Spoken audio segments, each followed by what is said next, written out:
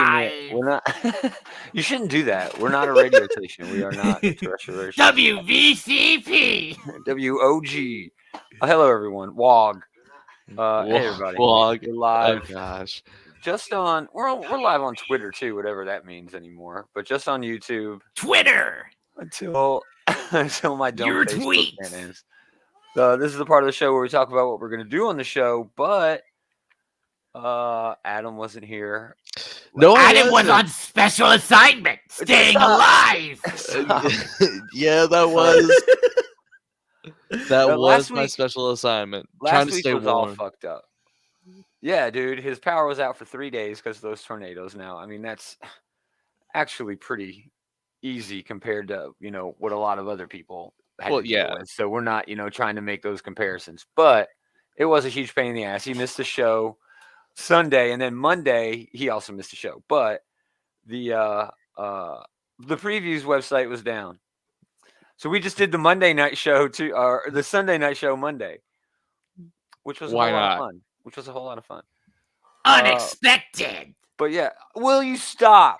But with No, he's gonna do that the entire time. yeah, please don't do that the entire time. But, but now it's just sounding like Don't worry. Taylor will come on and Taylor will put it into it. Yeah. He's like, use your regular voice. What did you like last week for comics? Oh man, well, I mean, you gotta talk about Hellions because so man, good. that was a book that I loved, I It was adored. touching. And Nanny going down with Orphan Maker. It was, I mean, everything else too was really it was all very touching. It was very sad, but also it had a nice, it had a really nice moment at the end though. With Grey Crow and Grey Crow. That's what they renamed him. Yeah. Yeah, and because he was because Scalp Hunter is racist as fuck. Yes. But who was it? Empath? Who am I thinking of? Empath. That's not his name. Is it Empath? I think that's his name. Dude, his moment got me, dude. Because his moment got me too. It was all of us, man. Just it was fucking great. It was just awesome. What else? What other books from last week? Definitely staying on next stuff. Inferno. Inferno is always a kick-ass. Nice. It was a really cool Cypher Warlock issue. Oh yeah. But those are the two that come to mind instantly. Batman was okay. It was okay. It feels like it's going somewhere. We'll talk about that. It feels like it's going places that Taylor. other books have gone before, but I don't know about that, man. This whole Batman Inc. thing. What are we talking about? We're talking about Batman from last week. We're live, by the way. Hey, Taylor. Gotcha. Hi there. Talking about the Batman shit from last week. It's off to a decent start. Like, I'm intrigued as to where it's going. I like Batman Inc. I like the idea that Batman is corporatized because Bruce Wayne is corporatized. So it just makes sense that he should just not just hang out in Gotham all the time, Anyway, this is the pre-show we're talking about. We're doing a show. We're getting ready for the best of the year show. Let me look at my list. Best of 2021. Yeah, TV shows. Yep, Tiger King is on there. That wasn't even 2021. Oh, they had sequels, bro. There was Is that already out? Well, yeah, okay. Dude, there are 2 sequels out. Well, my mistake. 2 sequels, and they're planning a 3rd sequel. Well, there might be 3 out now. No, I think there's only 2. There's season 2, and then there's like the special on Doc Antle. Anyway, though, we're also doing best movie, best comic book, best, and then we're doing like a bunch of like ancillary comic book things, right? Best writer, artist, best series, best writer, best artist is what I have. Best series, best single issue, best writer, best artist. Does that sound right to you, Taylor? Yeah, I guess so. I'm glad we're talking about this now. Yeah. Yeah. Okay, so 4 comic book things, TV show, and movie. That it? Do we want to add anything else? I think that's already a full show, man. Oh, I have no doubt. And it's just 3, top 3. No, fuck that. We should do our best. Just top 1, because it's like going to be 4 of us talking. Just top 1? 6 categories. Yes. 6 categories. Dude, 6 categories? Yes. We can do a bunch of honorable mentions if we want, but just name your favorite. It's going to be really hard for me to narrow this down. 1? Endure it. Pick one. Oh, Jesus. wow. Okay. No, you must suffer for the art, Goma. Dude, I make got make 2 of them your honorable mention. Pull the trigger, pick one. I've got I'm with you. I'm with whatever you guys decide. But holy crap, I don't know how I'm going to decide. I'd say I believe in you, but dice. I don't roll really. The dice, no, I'm serious. I have a lot on my list. Well, best single issue, man, I don't know. I kind of got that one already in the race. I got that one pretty narrowed down. Yeah. Yeah. Do you have that Flash issue on there? No. I have that Flash issue in my long list. I do really like that Flash issue, but it's not the best. Oh no, it's in my list, but yeah, no. That Sword Manifold issue is in there, but it's not going to win either. I know which one's going to win already. I'm tempted to make like my best series and an issue from that series, kind of double up on categories there, but I don't think I'll do that. I'll try to diversify. And you can still mention it in your honorable mentions. Sure, yeah. Man, it's hard for best writer too. Like there's people I just don't want to leave off that list. I've kind of got it locked in too on that. Anyway, we'll talk about that 27th, right? We're going to do it on that Monday, the 27th. Yes. I think that's the plan. That is Everybody's good there. Oh man, awesome. I invited Jules, he's in our group chat, but I also, direct messaged him and was like, dude, come on, whatever. I would love to have Jules join us. Yeah, me too. Yes, man. It would be nice to see Jules again. It would be. Segment 1, we'll talk about what we've been doing this week. A lot of news, but it's a lot of quick hits. Not a lot of deep dives into any news. But did anybody else see Spider-Man? I did. No. Oh, good. You fuckers can talk about Spider-Man. Yeah. All right. Or are you guys going to care about spoilers? Because it's really hard to talk about it without spoilers. I knew, dude, I'm a spoiler hunter. I like to be spoiled. I don't care. Yeah, it doesn't really bother me. Okay, because there's really not much to talk about with the movie besides spoilers, honestly. And a lot of people like, oh my God, how can you do that? And I'm like, I mean, I get it. It's dumb. It's kind of stupid, but it just doesn't bother me at all. I will still enjoy the thing, even if, it's spoiled for me. So yeah, I probably knew what happened in the movie before anybody saw the damn movie because I looked out, saw it out the speaker. And then Hawkeye episode 5, Ronin. Dope episode. Not much to talk about there. There was, cool character moments, but yeah, it was only like 2 or 3 scenes really this week that just kind of like stretched out over a long distance. Amazing fight. Oh, for sure, yeah. We'll talk about that. And then food news. We got a good one along with 2 quick hit nasty ones because Taylor demanded it. Moment of destruction. Some sad news. Demanded, but some sad news, and then some not so sad news, but still sad news, and then some really sad news with Transformers number 38. Everybody dies. It was this was actually a solid issue comparatively speaking to the rest of the series, but I was fine. This whole run is garbage. Yeah. And then we'll talk about top 3, where I have the same writer in my top 3. All 3 of my books are by the same writer. Interesting. Anything else you gentlemen want to talk about this week? Not at the moment. Pretty full boat. Pretty full boat. Let's get to sailing. Oh, so you want to get the show on the road? Yeah. I got a new intro.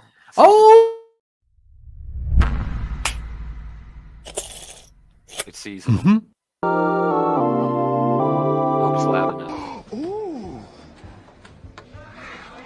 It's sucky. Oh, wonderful. Yes. That is marvelous how that... Oh, it's very sucky. Seasonal and accurate about us. It certainly does suck. It certainly does suck.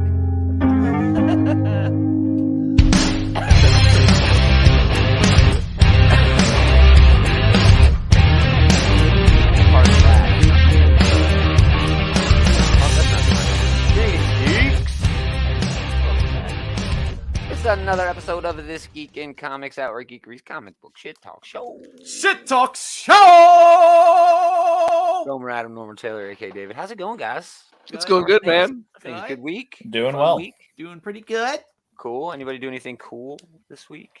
I did get to do that escape game that we had to reschedule from last week. This week it was just me and people I know this time, so that was fun. So obviously you're alive, so you made it out. Indeed. That's how these work, right? They murder you. Yep. And harvest your organs. According to that movie that came out last year. That's how they stay afloat. That's how they terrible movie. Oh, God, it's horrible. It seemed like a commercial. Hey, Anybody guys, else? you want to Anything- play that game that's anything based cool? on that horrible movie? Yeah, I don't think that's how it works. Quite the pitch. Yeah. What else? Anybody do anything? Y'all saw a couple of us saw Spider-Man. I did not see Spider-Man. Yes. We'll talk about that. Matrix, hype for Matrix. Probably the most hype movie of the year for me. Even with fucking like 5 superhero movies coming out.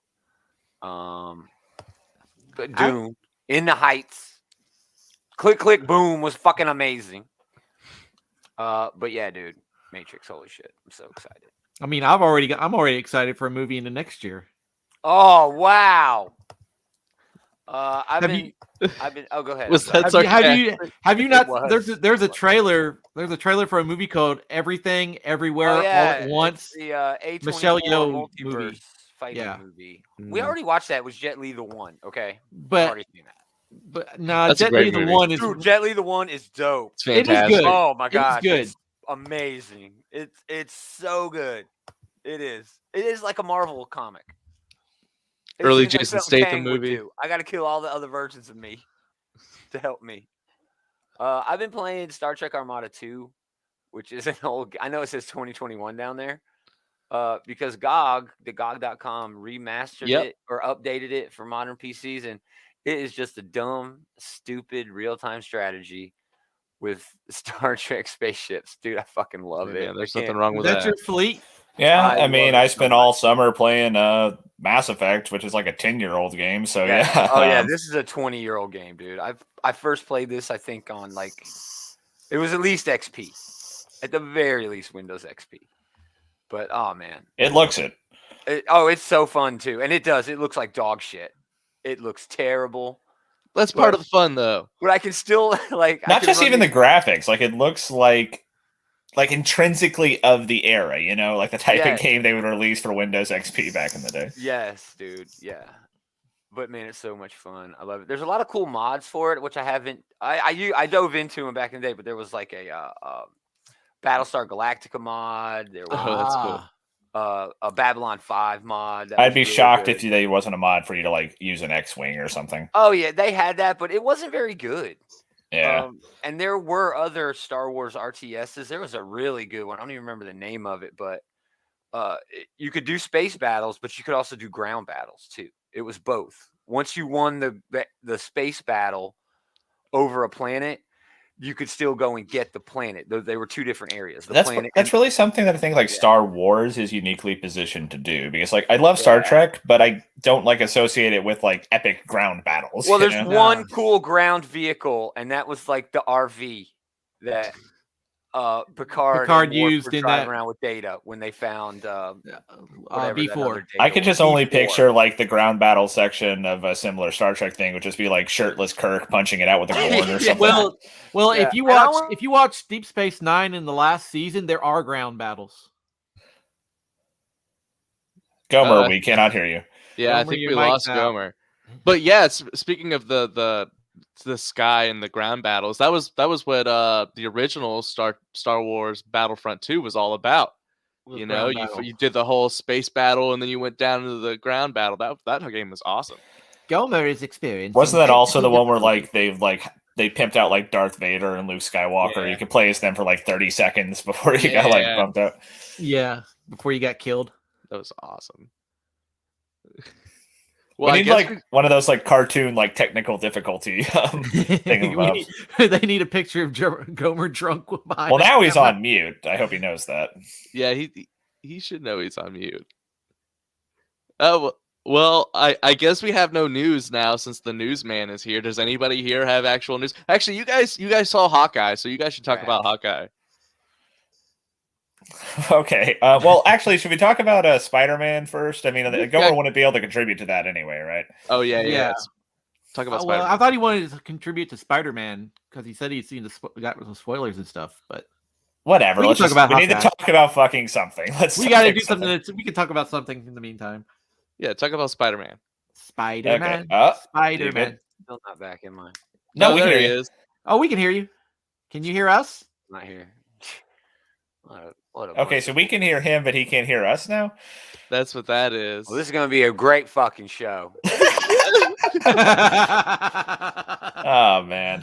Oh. All right. Oh, Gomer. How's the show going? It's going It's great. not going well. It's going pretty Jesus. sucky. We have gone off the rails pretty hard here. We'll just do this. Just kidding. Yeah. Anybody else do anything cool? I'm gonna need to buy a new headset. We'll talk about that next week. Are you good? Are you No, I'm back? good. No, I'm Okay. better. I got a Oh. bad USB port in the back. And Okay. it keeps going in and out, so I switched to the one in the front. Let's Excellent. do the news. Damn it.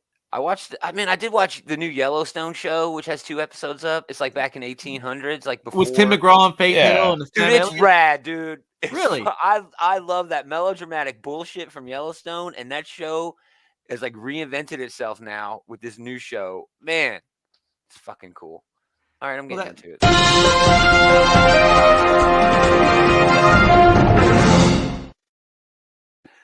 And we're back. What's And going we're on? back with the news. Stupid. Thank you, Andy, for tolerating our incompetence. We're doing it live. Yeah, it's live, man. You never know what's gonna happen with live radio, live streaming. Anyway, Streaming. It was live radio earlier, yeah.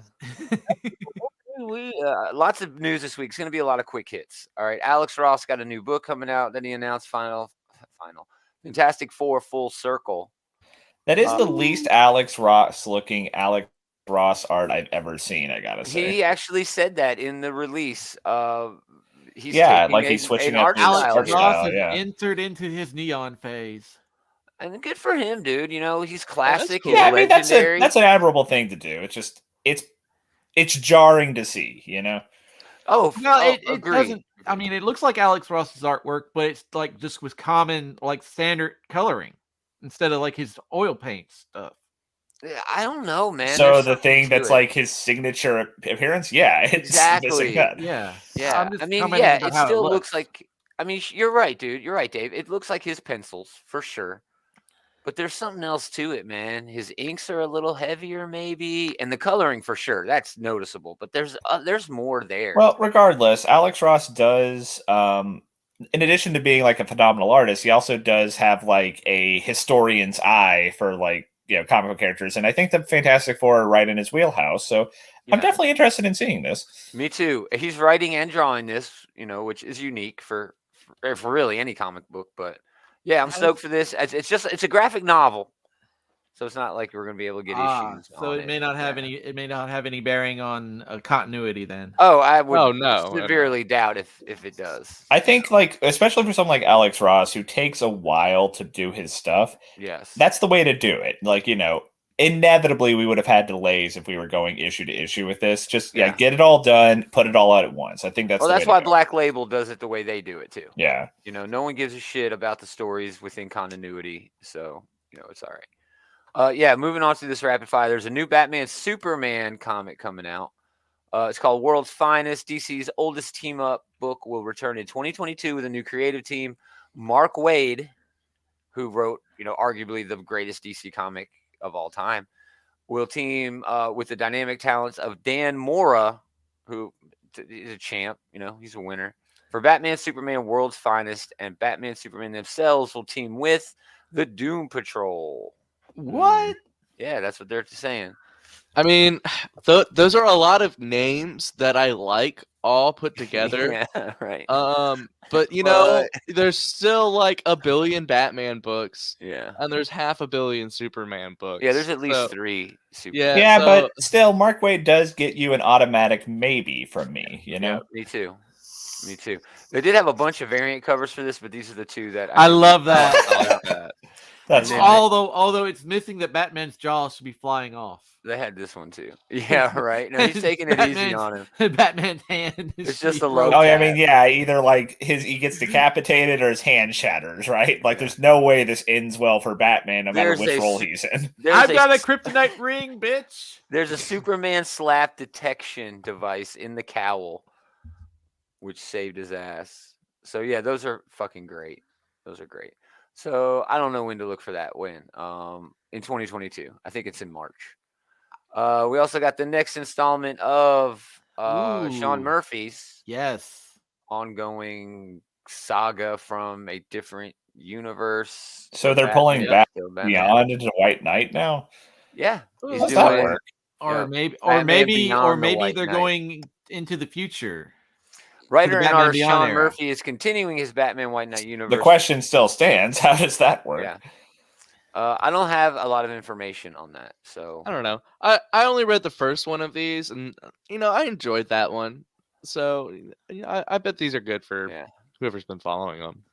yeah. That looks rad. That does look good. Sean That is Murphy's a art's cool page, yeah. fantastic. Oh fuck yeah! I mean, he's one of the best. So good for Yeah. him that he's able to have his little corner of the DC universe. We always say that about Tom Taylor. Oh, he's got his own little corner of the. He makes it his own, and I think Murphy's done the same thing. There, it's going to be an 8-issue, March 29th, $5, 32 pages. Doesn't these series, these White Knight series, seem to get longer by the series? The last one had spinoffs, so yeah. I mean, if it's popular, DC's going to keep pushing them. But I wasn't the mean, first one yeah. like 4 issues? The second one was like 6 issues, and It this was was long. Yeah, I they do gave not him a know, chance. That's but there how have- it works. Yeah, irregardless, the larger point is that there's been a ton of these now, so that seems to indicate they're doing something right.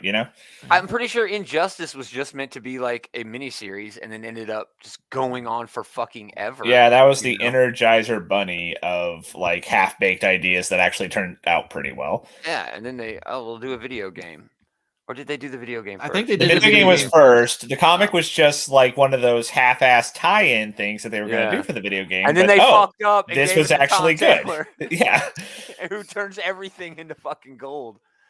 So, moving on. Again, this March, Joshua Williamson, obviously, it's DC.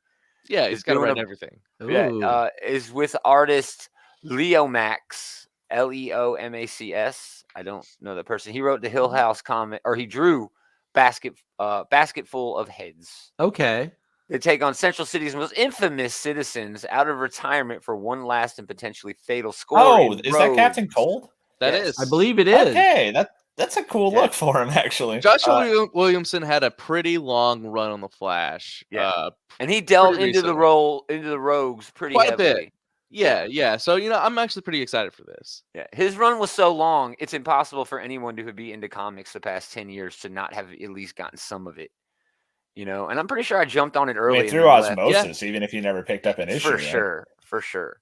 It's a 4-issue prestige format DC Black Label limited series, obviously. Solid, maybe. Yeah, it's closer. Yeah, he said it's closer to my own own work. It's a crime book full of super science, dark humor, lost civilizations, and crazy action set pieces. But it's all played straight with the dark edge and morality play qualities of classic noir titles. Well, sign me Yeah, I up. like that, dude. Yeah, I even like that. the logo some there. art. Like, they have like Captain Cold's stupid ass glasses on the skull there. Yeah, I like those glasses, dude. I mean, they're kind of Inuit. It's kind of like they're very distinct, but they are objectively stupid looking. Yeah, I love them. They're there to keep the sun out of his eyes. You'll never Leave him get alone. past my peripheral vision. You'll never get past my peripheral vision. My one weakness, you came at me from the side, you son of a bitch. Moving on, we got a Marvel thing too, and if this is more carnage, just tell you how terrible Marvel. Well, I don't think we got them all, but maybe we'll have some more next week. Ram V and Francesco Mana deliver a blood-curdling new Carnage series. It's an ongoing. That's a great March. creative team behind one of the characters I give the least shits about. Here, you want to give even fewer shits? The new series will see Carnage symbiote seeking a new bond after separating from Cletus Cassidy. So it's going to be a new Carnage. It's going to be a kinder, nicer Carnage. I bet. Are they going to pull a Venom and like Cletus Cassidy had like a long lost son? That's going to be like the new Carnage now or something. We're going to get an anti-Carnage. Guy. No anti-Carnage. We got enough fucking Carnage. Anti-Venom is an actual thing, and so that kind of works as a name. There's no such thing as anti-Carnage. Yeah, anti-Venom is an actual. You're right, Taylor. They're drawing that name. It's derivative. Carnage. Yeah, it will be derivative from something that's derivative, which is just stupid as hell. All right. Okay, well, I mean, there's Carnage has his fans, and For if sure. if you're Oh, a I fan bet of this will Carnage, sell. Ram V is a great writer. This will probably be good if you care about this character. But I feel like yeah. the panel Ram V- here is pretty Ram V- down on the character. Rampy is writing the main Venom book too, at least half the time. Yeah. Sure. So I'm sure this ties into that as well. We're So getting the King in Red. Dude, Oh Dave's on God, it tonight. Dave's on it. He's on freaking board with his Nostradamus recipe. over here. And the worst part is I'm only like 50-50 on whether or not I think he's right or wrong. I got my orb and I'm pondering it right now. Oh man. So I'm not getting that. I'm not Oh, a hell fan of no. Carnage. No. I'm definitely Sorry, not a fan Ram. of a new Carnage. All right, something I am definitely going to get. All right, there's a ton more that we could talk about because the DC books came out, but this is the one thing I could not resist. I'm surprised Ghostmaker's on there because they wrote him off last issue. No, they didn't. They just told him and Clown Hunter went to go train. Yeah, or that whatever. was them writing them off. They were like, Yeah. oh, they're gonna go fuck No. off for a little while. This is Wesley Crusher like fucking off with the Traveler. They're gone. They're not on the show anymore. He did come back in the comics, which was excellent. Okay, by the fine, way. whatever. But is But- that Damien back there? Is that Damien No. Batman? That is No, Lex Luthor. that's Lex Luthor. Oh, yeah. okay. What? Oh, well, all right. All right. Future Damien was bald when he was Batman. So in my defense, but So He was. another billionaire is getting in on a superhero game. Well, that's my whole point. It's Again, 121. he's got to remember Lex Luthor was Superman at the beginning of Rebirth. Yeah. Really? Yes. Now, what is well, Batman? he wore the was- armor with like the crest on it and everything. Yeah, What is then he was Batman's- Martian Manhunter for a little Yeah, he while. was with the Apex Lex. What is Batman's superpower? Ben Affleck says it best in the Justice League movie. He's rich. So right now, Lex Luthor is technically a better Batman than Bruce Wayne because he's got way more money. Because he's richer, yeah. So Jorge Molina's doing the art with Williamson writing. This is all about Lex Luthor getting in on the Batman Inc. shit. And I fucking love that, dude. I love That the is idea funny. that there's like a corporate buyout, by Lex Luthor. Because Bruce Wayne can't afford to be Batman anymore. Isn't that kind of what's going on in Spider-Man? It is kind of. Not really, though. I mean, it's close. Yeah, They're so we'll talk both about that dealing when with it comes corporate out. assholes. Yeah. Even though, Batman's always been a corporate asshole himself. Oh, Batman's a huge asshole. I'm going to talk about it later. I'm going to use my Whatever that shit abilities was. to be corporate Super 7. We're talking about this now. Getting into Are we? Titan comics. We are, just for a moment. Doctor Who. Doctor Who Hey. special. Red Nose Day? There's going to be a series of one-shots, 3 separate annual Doctor Who comic book one-shots in 2022, and they are all going to be written by Dan Slott. Ooh. Okay, That's a big deal, y'all. That's a big deal. Yeah, it is. it is. It is. I mean, it's Okay. I would. My uneducated assumption is that he's probably the biggest name to ever write a Doctor Who comic. Exactly. Biggest comic book name to write a Doctor Who comic. Okay. He's also the Spider-Man guy. He's a Fantastic Four guy. He is. I mean, say what you will about Dan Slott's Spider-Man run. It was the last good one, even though I bitched the whole way I mean, through. it was definitely a run of peaks and valleys, but yes, by comparison, it was fucking amazing. Dude, I bitched the whole way through it, but man, I miss it now, compared to what we're getting. I don't like Beyond either. It's just okay. Just but it's- okay is so much better, though. Right. It's going to be the 10th Doctor with companion Martha Jones, and will hit stores in April. So, yeah, there you So, go. Timey-wimey, Timey-wimey, wibbly wobbly, timely-wimey. wobbly type stuff. I don't know when the last time Dan Slott wrote anything that was not a Marvel comic. I can't remember. I'm pretty sure it was before Spider-Man. When was that? Oh 2015? God! I mean, his 20 Spider-Man run ended like 2012? 5 years ago, didn't it? 2012 did he start? It was a long run, but anyway, all right. Last bit of news before we get into the X-Men news. Oh, I already did that. This one's all for. This one's awesome. Okay, You know, this is finally- rad. awesome. Finally, Sorry. IDW is doing something with Godzilla. They have been Yeah. sleeping on it for a while. They've been doing like Reprints. quarterly one-shots, And they've been lame though. and they have been lame. They've been the all ages little kid shit, man. I I want haven't- Godzilla Goes to Hell type shit, dude. That book was good. Man, this is such a perfect fit. I mean, we're gonna get Godzilla versus the Megazord. We'll probably get Mecha Godzilla versus the Dragon Zord. You know, that writes Right. itself. That seems really like such does. low hanging fruit. Yeah. Right, yeah, we already know what the plot of this is gonna be, right? You'll have Godzilla and the Power Rangers fighting each other. And Oh, I then, have the plot. And they like yeah, team and up then, to and then, and then well, Rita like, and the Mecha, the Mecha Godzilla will come up teamed up. yeah. And, At the end of yeah. at the end of it, they'll team up to fight Ghidorah or something. I don't know. I have here's Destroya, some big fucking asshole Sure. from Godzilla's Rogues Gallery. Here's the elevator pitch on it. When Rita Repulsa uses an ancient artifact to transport herself to a universe without Power Rangers, which I didn't think there was one. I haven't read all of the Power Rangers books. That's why we need Jules here. But I thought every universe had a Power Rangers team. But she finds herself in a world with aliens, kaiju, and Godzilla. Hoping to annihilate this new foe, Rita hurls her own terrible creatures into battle, but she never expects that the Rangers have followed her to this alternate universe, pitting the Dinozords themselves head to head with the King of Monsters. Well, I kind of think that Godzilla would pretty much stomp anything that Rita Repulsa could throw at him. I mean, Oh, have you not seen that pig guy with the helmet? Come on, bro.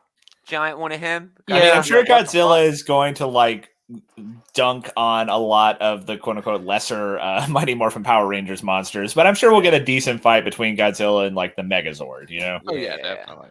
So, I mean, we're going to talk about this a little bit more in Moment of Destruction, but as cool as this is going to be cool. This is going to be really fucking cool. I have trouble wrapping my head around. You haven't even mentioned who the creative team is, but I am already like really looking forward to this. It's Cullen Bunn and Freddie Williams II. Freddie Williams II did Batman Teenage Mutant Ninja I Turtles. like Freddie Williams II. And he made Thundercats. Yeah. You didn't name someone I hate, so I am on board. Batman TMNT was way better, but He-Man Thundercats, it looked good. You know, I will say I'm not the biggest fan of Cullen Bunn, but this is a Godzilla versus Mighty Morphin Power Rangers book. It doesn't need to be written by fucking William Shakespeare or anything. Exactly. I think he'll do great on it. Yeah, it'll be fine. He's good enough. But I'm having trouble wrapping my head around. All right, Mighty Morphin Power Rangers is owned by Bandai. Hasbro. Yeah. Hold on. Wait. Look it up. I am. Because if I'm wrong, my whole thing here is just stupid. I don't I'm know. pretty It goes sure- back and forth. I'm pretty sure they lot. I own swear it it now. used to be Bandai at least. It Yeah. did used to be Bandai. Yeah. Bandai. It goes back and forth. They sell It has gone and- forth a couple of times. Who owns the Mighty Morphin, Power Rangers? Yeah, no G's and morphing. Well, it's weird because Yeah. Mighty Morphin Power Rangers is a boom R- book. Exactly, and Godzilla's that's cool. IDW. IDW and Boom Okay. have done that a lot. Go Okay. ahead, Dave. Current as of 2018, Hasbro. Thank you. I was owns right. it. Say I was right. All right, let's hear your rant. It's hard for me to wrap my head around a Hasbro property crossing over with an IDW license, with all these rumors swirling around that IDW is going to lose a bunch of Hasbro. That's a good point. They It's must have fucking inked weird, this dude. deal It's weird. just before everything fell apart, you know? Right? John Barber was not available for comment on this news, but we'll get into that later too. So yeah, that's awesome. We're all gonna read that. That's fun to sell. I don't even read Godzilla books or Power Rangers books, but I am going to read this book. Yeah, Well, I'm gonna check this shit out. I think Godzilla has been doing, or at least Toho has been doing a lot of fun things with Godzilla this year. So. Oh, I hear a lot of sure. good things about the Godzilla comics. There's just things I missed out on, Yeah. for whatever reason. But this is too good to pass up. But Adam's right. IDW has been ignoring it for quite some time. They didn't really take advantage when Kong and Godzilla came out. No, not at all. They don't own the Kong license. The Kong They license. don't. No No, wonder they don't they're put losing all their licenses. Anything out when Legendary has their own comic book thing, and Godzilla is over there, I believe. I don't know, but it wouldn't be hard for them to make a deal. If they're doing Batman Teenage Mutant Ninja Turtle crossovers, it's with DC. Of course they could do fucking King Kong Godzilla if they had somebody working for them that knew what the fuck they were doing. And the last guy at IDW who knew what the fuck he was doing left. We'll talk about that later. All right, now X-Men. We're going to wrap with X-Men. Destiny of X. Yes, we know it's coming. Everything is happening. This actually has 3 news bits in one. Knights of X. Night S of X. Night S of 10. Because there's 10 different. I do not like the way they are like presenting the titles here. Where, Adam was like infuriated by this. It's annoying. This hurts me. It makes no fucking sense. It doesn't make any sense at all. But this is actually not spoiled, but teased at the end of this week's Excalibur issue. This pretty much is Excalibur, right? Basically, just with the new status quo that we had at the end of Excalibur with Merlin. Just giving it a new name, new number 1. Yeah, but Otherworld, we should really explore that a lot more. There are a lot of cool places in Otherworld. Well, hopefully this is more of an Otherworld book than Excalibur was. Because Excalibur really didn't end up being as much of an Otherworld book as I wanted it to be. I don't give a fuck about the lighthouse and the island and all that shit. I want to hang out with Merlin and all these, the Roma or whatever the hell are that Fury. Oh, dude, all that shit is so rad. But X-Force also teased X4. X4. X4K. X4 key. X-Force. Yeah. X4 Common Era. But anyway, this looks like more of the same, basically. Anto Domine. Pardon me. X-Force needs to get better because if I see Wolverine surfing one more time, I'm gonna rip the fucking book in half. That book is shit right now. Doesn't Wolverine weigh like 2,000 pounds? Dude, I don't get it. I don't get it. He has his own special surfboard. It's an adamantium surfboard. That seems out of character for him. Hell. I don't know. Seems like that would not work. Yeah, that seems like that's making it worse, right? You have like a super heavy surfboard for a super heavy dude. I feel like they shouldn't float. Hopefully his surfing girlfriend died at the end of this issue, so he doesn't have to surf ever again. No. Wolverine, if Wolverine is ever friends with anybody, they only die right in front of him. Usually while he's holding on to them, especially the women. Okay. Yeah, Wolverine rivals Daredevil and Spider-Man for, terrible fates for loved ones. Oh, I think he's the worst, dude. If we go for all of the women that he's lost. Well, true. Jean Grey is like 5 fucking times. Yeah, Wolverine probably wins like in continuity, at least by default, since he's so fucking old. Oh, sure. And then finally, probably really compelling news. Krakoa is, all about forgiving the bad guys. Well, Marauders, with Steve Orlando taking over, along with Eleonora Carlini, she's the new artist, is forgiving the worst of the worst fucking mutant. Cassandra Nova is joining the Marauders. If you don't know who Cassandra Nova is, she basically killed like 5 million mutants in a giant genocide war on Genosha. She was responsible for the genocide of Genosha. She has some sort of weird like Shi'ar origin thing going on, but she's basically evil Professor X. Yeah, even though it's weird because Professor X himself is, morally gray, at least. He's not great. Professor X. Yeah, so that's going to hit stands on March 30th. And the opening will be in Hi there, everyone. Yeah, ready to go swashbuckling? She's like, I don't even want to do anything. Dave's just too funny tonight. Marauders annual number 1, January 12th. For the sneak peek of that. I don't know how I feel about that. Marauders has been good. I'm definitely going to stick with it, even if it's a different creative team. All right. Do you guys want to talk for a little bit about the third biggest opening weekend movie of all time? $253 million, I think. Good gravy. Yes. Let's yak it up. Lost My Keys or whatever. Terrific. Wonderful. All Disney. Best Spider-Man movie. No, this is Sony. Sony bailed them out. All time. Anyway, so I guess people listening at home, we are going to talk spoilers because there's obviously not much to talk about with this movie. That isn't spoilers. You can't avoid it. Yeah, so give it as soon as you see the Hawkeye picture pop up, we're done talking about it because we're going to talk about Hawkeye next. All right, so here we go. This was pretty good. There you go, ladies and gentlemen. Arguably the best Spider-Man movie that's been put out. It's not as good as Into the Spider-Verse, so I definitely will disagree with you right there. Live action. To start off with Live action. Live action, sure, it's probably a contender, but I guess the only way you would enjoy this movie is if you had seen all the other movies to That is compare. a prerequisite. Yeah, this movie only works as a fan service movie. Not like sexy fan service, but like this movie is only. Did your theater explode when Tobey Maguire shows up? Yes, they. Okay, so yeah, Tobey Maguire and Andrew Garfield are, of course, in the movies. Which honestly, that isn't really much of a spoiler because that's the worst kept secret in Hollywood. Yes, they've already shown, like in the trailers, all the old actors from all the old villain roles. So of course they brought in the Spider-Man as well. Derp. But would you compare it to Logan in that sort of nostalgia, like?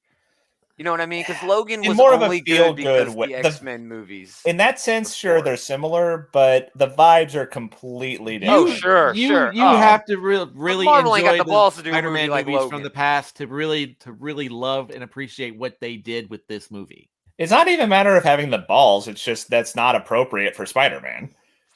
But I don't know. I've read some pretty dark Spider-Man shit. You know. Irregardless, back to this. But yeah, you're right. You're right.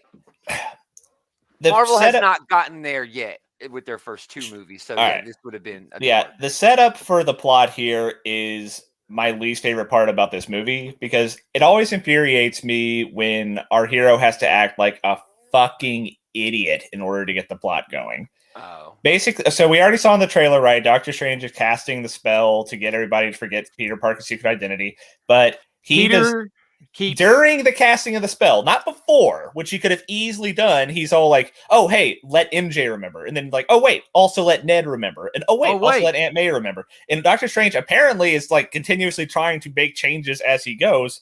So if he had just taken 5 fucking seconds to better explain what he wanted before Doctor Strange got started, none of this would have happened. So is everybody just going to forget who he is, or are they going to forget that Spider-Man existed? They're going to forget that Peter Parker is Spider-Man. Well, why couldn't he just go tell him after? He had some difficulty doing that. We will get to that in a second, actually. But okay, so that being said, if that's the premise we're using to set up all of the characters coming in to have the rest of the movie, that's justifiable, I suppose. It's not entirely out of character for Peter to be a fucking idiot about this. Yeah. It's still frustrating, but it's like, not completely out of left field for him. Okay. But anyway, so the interactions between the different actors, especially the 3 Spider-Men when they are teaming up at the end of the movie, it is a lot of fun to watch. It's probably like the closest we'll ever get to a live action Spider-Verse at this moment in time. It absolutely is.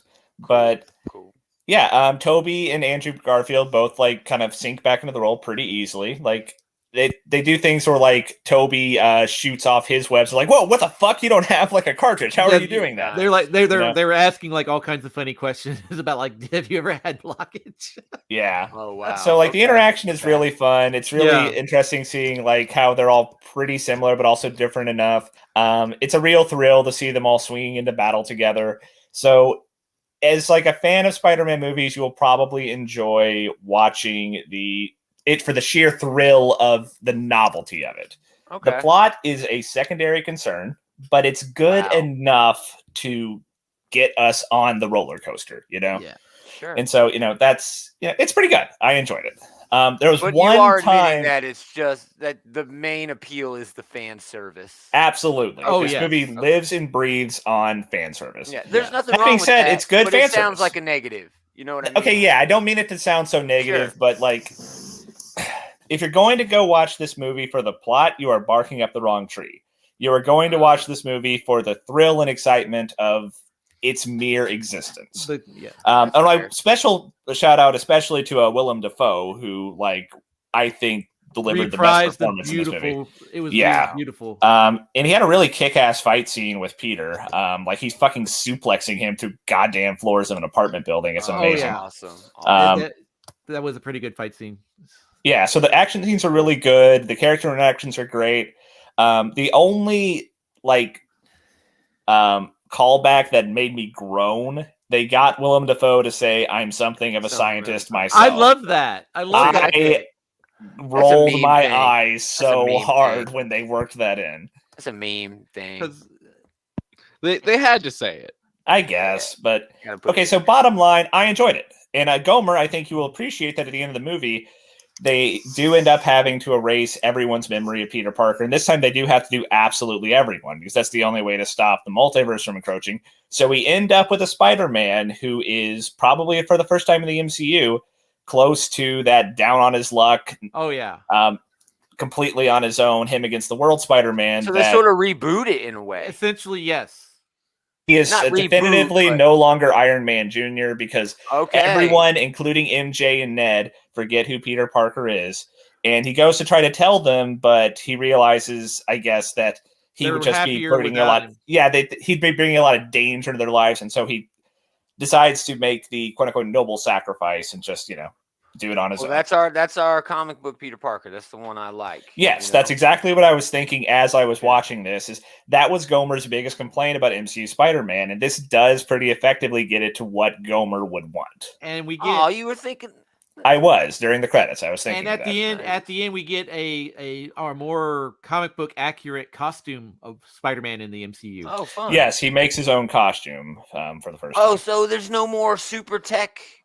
He is completely on his own. Oh, rad. We end with him in a shithole apartment with a sewing machine and enough fabric to make a costume and a phone with a police scanner on it. And that is all that he has to fight crime at this point. And presumably a way to make web cartridges. I don't know. Nice. Well, it's just like Clorox and like, I don't know, Elmer's glue, right? It's pretty easy. Yeah, child's play. But the last thing I'll say, though, is that the post-credit scenes in this were both extremely lame. Oh. One of them sets up fucking Venom for the goddamn MCU. Yeah. Oh yeah, it had Tom Hardy in there at I guess like he was at a bar being annoying. Then he gets zapped away somehow. They still have not explained what the fuck that's supposed to be. I think he leaves a bit of Venom goo behind. I guess confirmed. Whatever, but he leaves some like fucking Venom goo behind, and so now Venom's like in the MCU somewhere. And the other one wasn't bad per se, but it wasn't really a scene. It was just a trailer for Doctor Strange. Yeah. And, that's fun though. It was It was a cool trailer. Yeah, it's cool. I'm looking forward to it. Yeah, it was pretty good, awesome that trailer. Actually. So I guess that one wasn't so lame as much as like, that's a different way to do it. Yeah. They just basically showed the trailer for Doctor Strange. In that trailer, we got the first glimpse of America Chavez. Oh, that's true. Nice, yeah, nice. My vengeance go up, up, up. Glad it didn't sell. I know all the spoilers.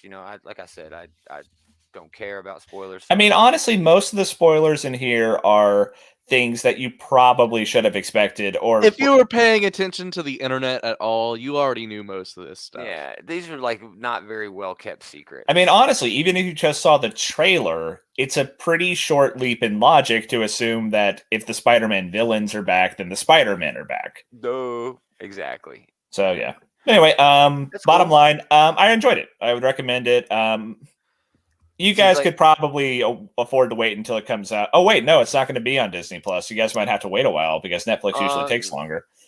I mean, I could just rent it for $4. No, true enough, but whatever. Yeah, I think you'll enjoy it when you sit down to watch it. Dave agrees. I do. Excellent review, Dave. I agree. All right, well, that's done with our Spider-Man. There's Actress of the Week. I'm telling you. That was the best scene in Hawkeye this week. That conversation was a lot of fun. I really enjoyed her doing her whole like goofy Russian bullshit thing. Oh, I had a great macaroni and cheese. I love hot sauce. I love hot sauce. Clint becomes Ronin again to make a point. That was kind of weird. I mean, I get it, but I don't know if that's how I would have went about, telling this person who wants vengeance on you that you should just give up trying to seek vengeance. But the Ronin and Echo fight was fucking rad. I loved it. Again, Elena and Kate have that amazing conversation about good and evil. How about morals and morality and how the audience gets to decide, depending on what the audience has seen. It's very, very well done. But all that was eclipsed by, I guess, the debut of the Kingpin in MCU. I had to look up to see if it was Vincent D'Onofrio because we just got it was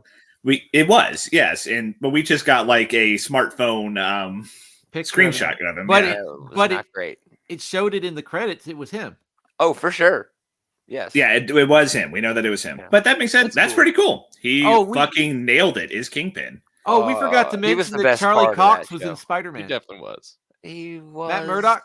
Yeah, he was, but Yeah. Oh, sure, only yeah. for, like, Charlie a Cox little is bit. back as Daredevil in the Spider-Man movie. He's And Peter's we're gonna lawyer. see what they'll do there. Hopefully they announce. He was a there show for like 30 seconds. Hopefully but- they announce a show for 2023. But any of the shows that are going to incorporate any of these other characters, I really think they're going to do something with the Multiverse of Madness to excuse it all, I guess. Although they did say Kingpin has been there for at least 15 years. All the because he's the Netflix one stuff, they don't necessarily have to come up with a convoluted thing.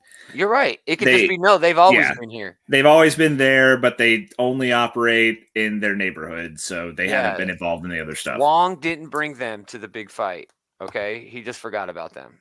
You wanted more? You wanted more?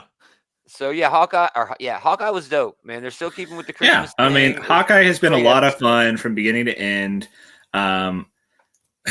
including all this stuff from Black Widow and now this stuff from Daredevil. It's been a real thrill to see them kind of integrating them into the MCU more. Yeah, I agree. It's just wonderful.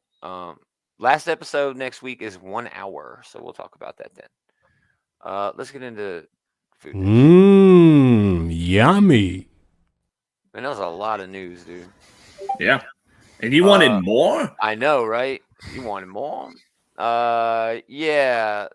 We're going to skip the Lay's vodka. We're going to skip the cocktail flavored. Well, it is made out of potatoes. It's true. And we're going to go right into new flavors of Oreos, Ultimate Chocolate Oreos and new Toffee Crunch. Ooh, those actually sound pretty good. This worked out well. I mean, those am. things were gross, and I'm glad we didn't dwell on them. It was worth a mention, I suppose. But yeah, this looks pretty good.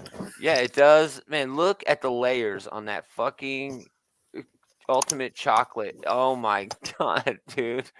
That looks awesome. My diabetes has gone through the roof. my diabetes, my sugar going up just looking at the damn picture, like box. Man, that looks good. So yeah, let's see. $4.29 a box in January for So both. just around the corner. Just around the corner, y'all. At a store near you. It looks so good. Looks delicious. All right, let's do a moment. If I could please have a moment. Some sad news. I'm not sure. I mean, I know Adam knows who this guy is. Henry Orenstein has passed away, 98 years old. He was born in October 1923, a Holocaust survivor. He came to the United States as a refugee and held more than 100 patents. Okay.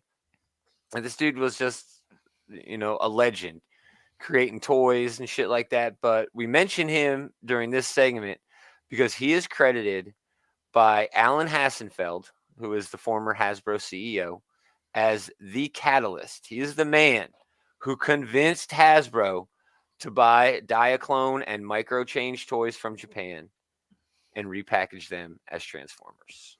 Yep, he's the guy who approached Hasbro with all of those Japanese toys and said, you guys should pick these up and sell them in America. And the rest is fucking history. The rest is billions and billions of dollars of just everything. I mean, this guy was instrumental in shaping me as a person. So if you guys want to blame anybody, it's this guy right here. It's not fair to blame this man for what you've become, Gomer. No, we can't blame Not this fully, man. but he's at least a little bit. He did it. He was also a poker player. He's in the World Poker Hall of Fame. Huh. I know, so fucking That's random. pretty cool. Yeah. And also pretty sad news. IDW editor-in-chief exits. John Barber is leaving the shop. Friday was his last day. Last Friday. The writing's been on the wall for a while. IDW has pretty much dismantled everything that he kind of built.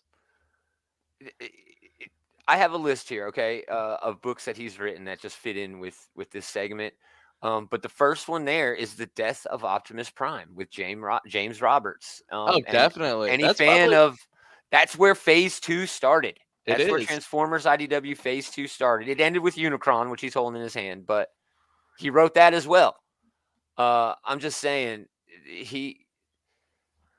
Transformers, James Roberts will always be my favorite Transformers writer, okay? But he would not have been able to get to where he was without this guy right here, without John Barber. John Barber stewarded the ship, he gave Roberts the playground to kind of tell his story. Yeah. Because without John Barber, John Barber, we wouldn't have the whole Phase 2 after the war period. Yeah, the death of Optimus Prime. Yeah, that's where it started. We would, and he actually told new stories with Transformers, which is something that we haven't gotten in a long time. Definitely not with this new possible. run. I didn't think it was possible to tell the sort of stories that they told in the post-Civil War era, and it was the best, dude. I mean, it was amazing. I still tell everybody, man, I will set any comic run up against More Than Meets the Eye, Lost Light. In terms of character development and shit like that, dude. It's just some amazing comic booking. Back to John Barber, though. He also wrote Robots in Disguise, Dark Cybertron, which we didn't know it at the time, but it became integral to this entire Phase 2 universe with Shockwave and shit like that. He wrote with Tom Scioli, the Transformers versus G.I. Joe, which is now a legendary run, with that art style. Combiner Wars, which set off that toy line. If you remember the new wave of Hasbro toy line leaning into the animated shit that I they have did. that Devastator. Yeah. Redemption, Titans Return, Revolution, which brought in everything. Revolution is the book that brought Mask and G.I. Joe and Action Man and Micronauts and eventually the Hasbro Visionaries. universe. Yeah, the Hasbro action, comics all together. Then he did the Optimus Prime book, which, I mean, we talk shit on that book for being exactly what it was, showing how difficult it is to be the sort of leader that Optimus Prime was. We didn't talk shit on that book. I just talk shit on Optimus Prime. Exactly. He made us hate, but just at its base, understand who Optimus Prime was, because he became like this religious leader too. And yes, he was abusing this power, but for what he thought was the best thing to do. Dude, it was very complicated, very political. It was like fucking fantastic. And then, Revolutionaries, Rom versus Transformers Shining Armor, which was great. Transformers Salvation, Unicron. And then most recently, Star Trek versus TF and Transformers versus the Terminator, which were both very good, So, yes, thank you, sir, for, not just a great comic, but, revolutionizing a line of comics, the Transformers line, which I've always been just a huge fan of. I don't know where he's going to end up, but hopefully he ends up wherever the Transformers and G.I. Joe licenses end up. And if that's an Image, Bob, talking to you, Robert Kirkman, Bob, call this motherfucker up. This is the guy who's going to, you guys know I talked about, Robert Kirkman, me and him. You're tight. Go ahead, Adam. Transformers 38. Go ahead. Brian Ruckley and Anna Malko. You say go ahead, but I actually think this series has gotten better recently because it's actually, kind of like Transformers now. There's actual Autobots and Decepticons fighting each other. Yeah. Doing stuff. This issue starts with Megatron. He has a Titan Spark now. They have Ultra Magnus because they captured him last issue.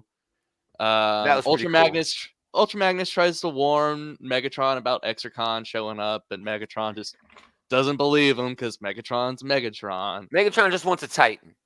Yeah, pretty much. He just wants a Titan. He's focused. And Ultra Magnus is like, oh, but we all need to come together to stop Exarchon, and Megatron is all, well, we'll all come together, all right, under my rule. Yeah, I didn't like that either. He's just black and white, there's no so depth, melodramatic. There's no range. Yeah, dude, yeah. Yeah. I mean, and that is typical Megatron, but it's so much more heightened in this run. Yes, it is. Yeah. Cyclonus is finally starting to figure out that something's wrong with Provoke. Finally. God, it's just stupid. What do you think about RC this issue? Her new that actually take on a very her effective scene. I really enjoyed that scene.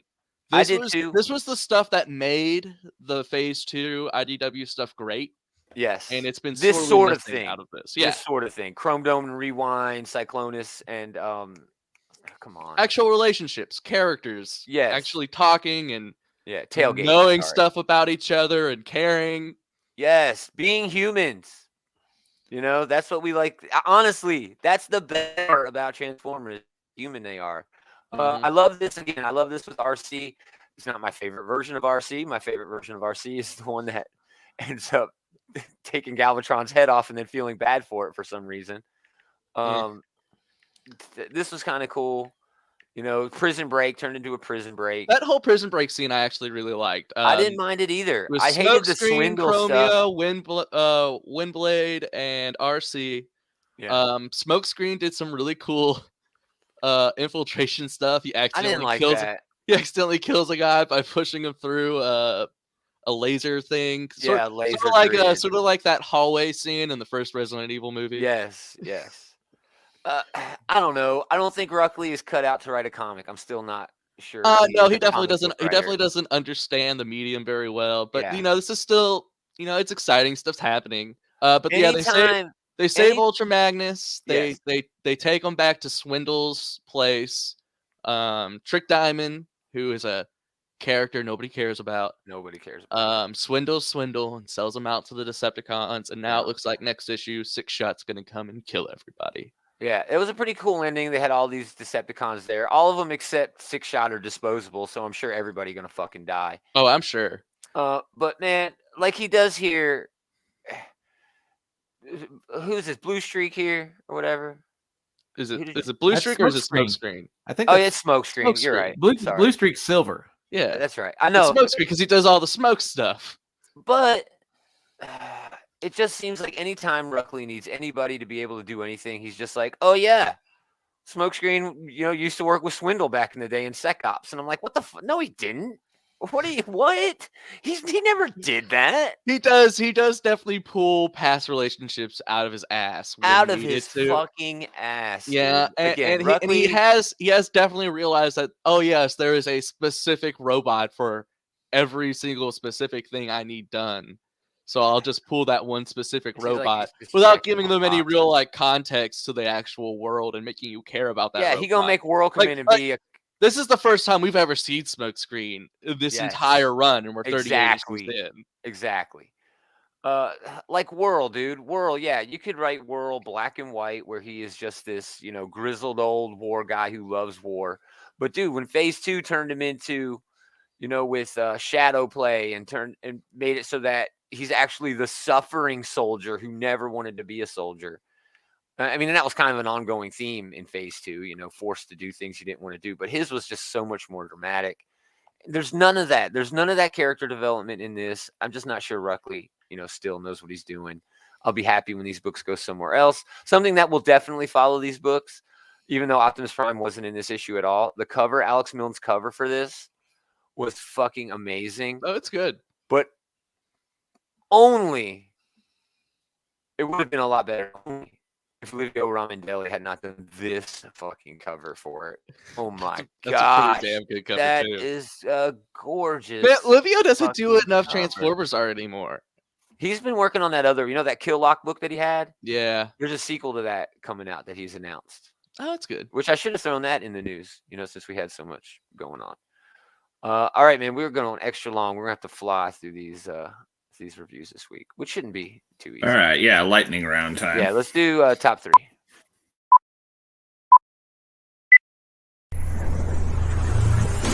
Hear that, Dave?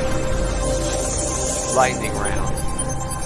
We're all talking. Don't tell us cover to cover what happened in your books. Yeah, we're all talking to you. All right. We said that, Dave. You can go first. All righty. We'll test you on this without any examples. Alrighty. My honorable mention this week is Odin's Eye from Bad Idea. Oh, okay. Good story. Basically, a kid has become the emissary of Odin. Oh, fun. It's been charged with a quest to reseek Odin's lost eye. Awesome. My number 3 book this week is going to be Batgirl's number 1. This was pretty good. It's an honorable mention for me. Yeah, I liked it. I really I wasn't sure what to expect with this book, but I found it to be rather enjoyable. It's I love fun. I It seemed enjoy their more- backups. I just way too many bat shit. It was a slice. It was more a slice of life book than a superhero comic. Really. I really enjoy the interactions between Barbara, Cassandra, and Stephanie, and I really enjoy that camaraderie between Stephanie and Cassandra. Yeah, it's got a good cast with good chemistry. The art style works pretty well for the story they're telling. It's fun. So yeah, it gets an honorable mention from me. Excellent. Taylor, we'll just go around the room. Okay, I just mentioned Batgirls. That was a lot of fun. Wonder Girl continues to be a lot of fun. You do miss Joelle Jones doing the art, but it is still a fun story. Yeah, Lila DeLuca is no slouch, but no slouch at all. It's like I keep saying it, the Black Widow with Elena Casagrande. I mean, even when you're great, a talented artist stepping up to the plate, doing good work, but you hate to have that comparison. Yep. My number 3 this week is going to be Robin and Batman number 2. That is my number 2. That's also my number 2. Yeah. This book was fucking amazing. Yeah, it has a great creative team. It's great art and it has a great sense of camaraderie when the team kind of gets together. But does it though? Because that was the big thing from this. Yeah, exactly. Like, he was a fucking spy for Batman going in. Dude, I love being that. able to the weaknesses. I love that hook, dude. I loved both of those moments. I loved first the super happy Dick moment. Yeah.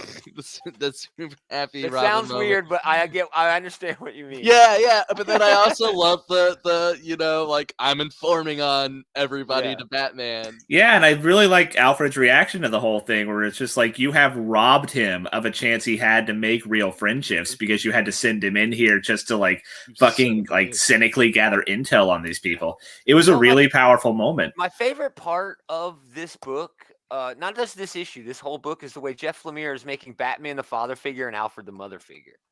And it works perfect.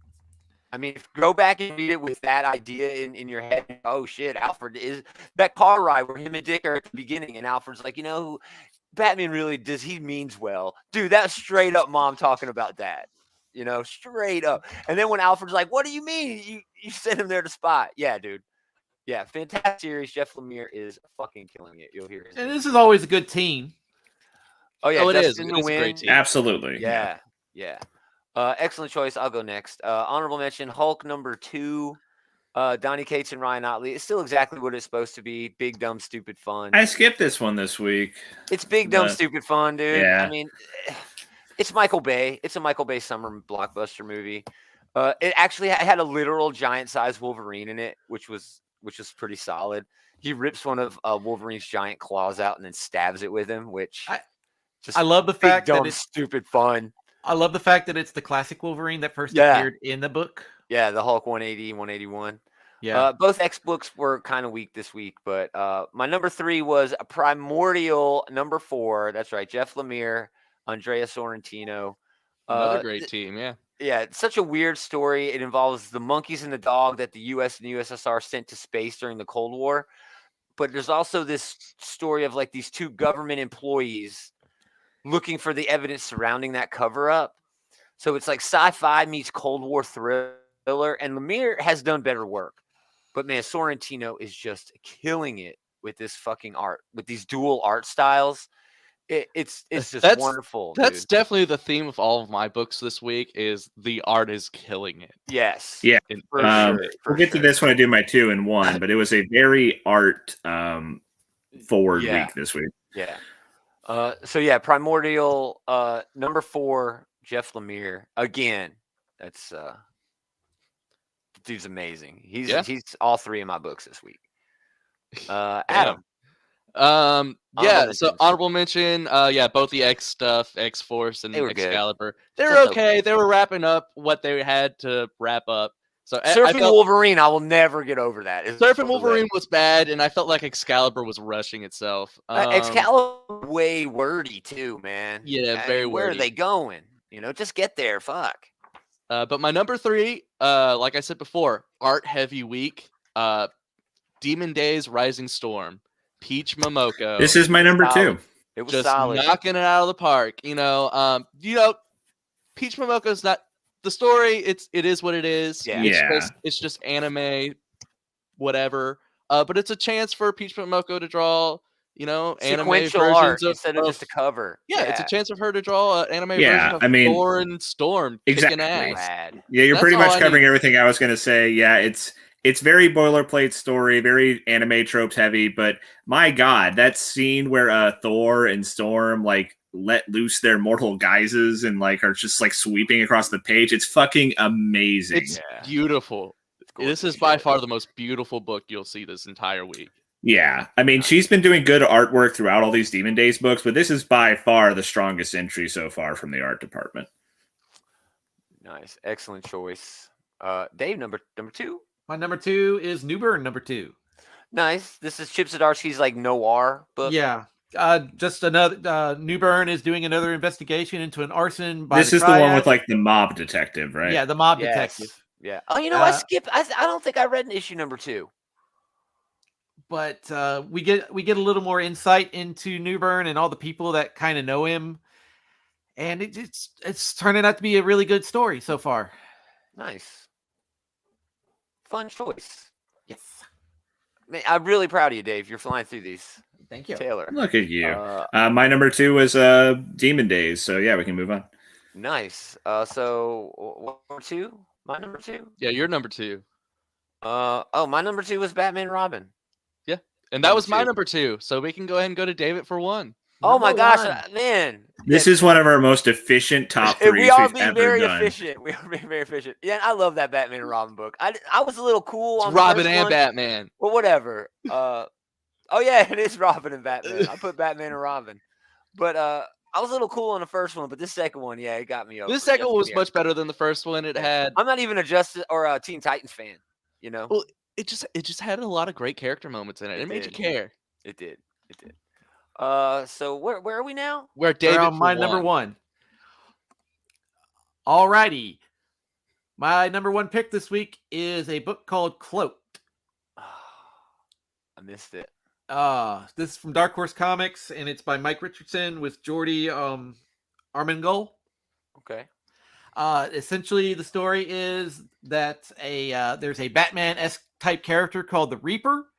He fights crime. He's a vigilante, kills bad guys, and then he suddenly disappears. 25 years later, a Bruce Wayne type character hires a private detective to figure out what happened to the guy. Oh, interesting. The guy starts following up on leads, meets the Reaper's Boy Wonder character sidekick. All these years later, and is trying to figure out, it's like, so the guy just would pay you to show up, get you dressed in a costume, all this, and he was like, yeah, the guy would use me as a decoy to distract the bad guys when he come in from the back and kill everybody.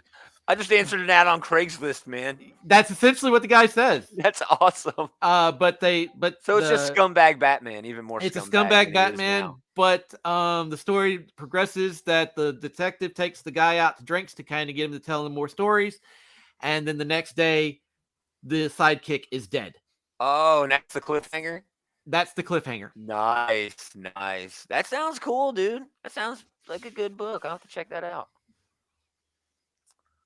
Excellent review, Dave. Thank you. Taylor, I think you already mentioned your number 1 too, didn't you? I'm not sure if I did, but it is Defenders number 4. Oh, no, you did not. Yeah, skip this. Go ahead. Well, once again, this is mostly for an art showcase. We have Javier Rodriguez doing some phenomenal work showing these sprawling battle pages with like the idea is like they're in a universe where like everything is like the prototype, like the primordial version of itself. And so we see like the like core element versions of like Captain America and Iron Man and all these other characters duking it out. It's really trippy visuals. It's a feast for the eyes from start to finish. I really like what Al Ewing is doing with the story. I do like kind of like the framing of like Captain America is like his like primordial name is like of past, and like Iron Man's is of future, and how like they're kind of like locked into like a battle with each other. Oh, fun. We also have like a like really scary looking Galactus analog like marching. He's like just like the concept of destruction like made flesh, and it's a real trip. It's definitely one that if you're looking for just like the plot to move forward, you're probably not going to have a good time. Sure. But if you're just looking at this as like a conveyor belt for us to look at some trippy visuals, some fun concepts, like playing with like the idea of like storytelling within the Marvel universe, it's a lot of fun, and I am enjoying the hell out of it. So that's my number one. Man, excellent choice. I've been skipping that series, but all right, moving on. Almost done. May's book number 4 is my number 1. Jeff Lemire. Oh yeah, you've been loving this one. Oh, dude, this issue was this is the best of the bunch, right? I mean, basically, it's this guy. He's a lonely building inspector. He's grieving the loss of his puzzle daughter. He gets a phone call. It's her, and trapped in the middle of a lab. So he is convinced that she's contacting him from beyond this world, and he uses an unfinished maze from one of her journals and a map of the city to trace this intricate path through different planes of reality, right? It's a really melancholy, really fucking depressing. But I mean, he's map, see, like tattooed. It does a lot of things with this monotone and then playing it off with red here. It does that throughout the book, but you'll notice on this page how there's breaks in the panel walls, like a maze leading you to the panels. See that? Well, then he does it again, and he actually turns the panels into a maze. And if you follow the directions, cool. Like he's going and you take a right, and then you take a left, the maze that he's actually writing on, has tattooed, works with the way that the panels progress. There's a big. That's really clever. Layout. Oh, it was very well done. It was just perfect, man. It did it again here, and then, but it's still like got this melancholy and depressed. Oh, I love it. It's so depressing. That Jeff Lemire art just helps too. Jeff Lemire is an outstanding writer, but he doesn't get enough credit as an artist, I think. He does not. My favorite Jeff Lemire work is a book called Underwater Welder, and it's about an underwater welder who is lost his dad. He's dealing with, him becoming a father. Very touching, very poignant story. This, I think, is topping that in terms of that sort of air that he puts on with that melancholy and that depression and those deeps, Oh man, I just love it. It hits you so hard. Man, I think you'd like my number 1 then. Is it? Go ahead. What is it? My number 1's Joker number 10. I figured I had it ready. Yeah, this is another one of those stories from Jim Gordon's past, with that great Francavilla art. Yeah, which is definitely one of the big showcases for this. But man, this is just melancholy all throughout. So this takes place right after the Killing Joke. Oh, wow. And this entire issue is about Jim Gordon's inability to deal emotionally with the wreckage that the Joker has caused on his life, and how because he can't deal with it, he kind of shuts down for his kids when he needs them and sort of abandons them when they need him the most. Okay. So it starts off, Barbara's in her wheelchair and she's having a bad day. She's having one of those days where it's like, oh, my life is fucked. I'm a cripple now. And, instead of, because you can't fix that. Jim Gordon wants to fix everything, but he can't fix that. Yeah. And so the only thing he can do is, well, I guess I'm going to go to work. And so he leaves and he tries to go to work, but they're like, man, you're on psychiatric leave. You can't come to work. Oh, wow. So they kick him out of work. So he goes and he just sits in a park all day. And you just see this great, Francavilla does this great work with yellows and reds throughout the entire issue.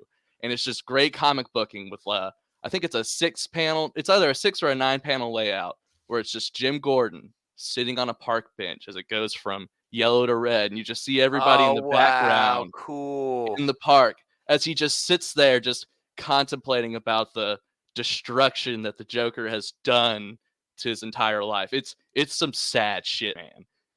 That's awesome. Then Jim Gordon Jr. shows up, and it goes into how his need for everything to be right kind of blinds him to the problems that Jim Jr. has, kind of being like absentee dad sort of story. Yeah, sort of. Oh, that's awesome. That's awesome. I knew that was going to be. I knew Great that was art. going to be on your list. Great art. Yeah, I knew that was going to be on there. I didn't even read it. I had Taylor's on there too. Yeah, I need to catch up on that, man. I This, so need this to one do that. issue, you really don't even need any of the back stuff. Oh, you just need okay. a no killing joke. Oh shit. Yeah, I might read that as soon as we're done here. Then I'll go get it. Awesome. That's a wrap, gents. Thanks everybody for hanging out. We appreciate it. Come back. We're gonna do shit all week. Well, tomorrow night, and then Big Willie got shit going on. The Bully's got a show tonight. We got our best of coming up next week. Next Monday. Next Monday. Yeah. Next Monday. Ooh, 27th. better whittle it down. I can't believe I got to whittle it down to one. Gomer, we would be doing it It's for gonna like be 5 hard. hours. I know if we you're were right. to do it. I'm glad Down you to, like- thought of that before we jumped into it, because we would have Just been going whittle it for a down to while. like 3 whenever we get to you. Just pick one randomly. Yeah, roll a d4 or something. Yeah. Check us out on outrightgeeker.com. Whole bunch of links to social media and Patreon and shit like that. Thanks again, everybody, for hanging out. But most of all, thanks to these 3 jokers for hanging out with this joker. Always a pleasure. We're going to do it again next time. Same geek time, same geek channel.